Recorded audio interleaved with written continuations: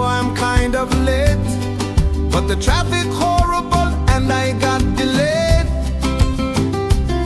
You know, it seems like just yesterday I saw you. You were standing under a mango tree. It was raining so hard that day, I asked you to share an umbrella with me.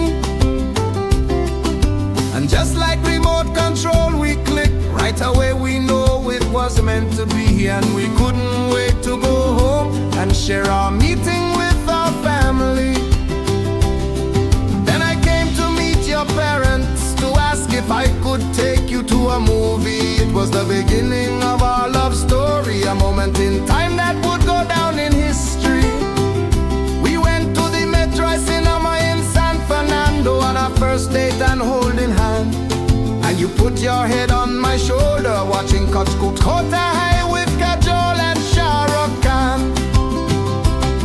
And I remember the first time we kissed, it felt like I was in a romantic dream. Then walking up on Horace Promenade, holding hands and eating ice cream. And then for our engagement, we had a really big party, and then over 100 people came to see us when we get married. Then we went on the honeymoon to Barbados. It was the best time of our life.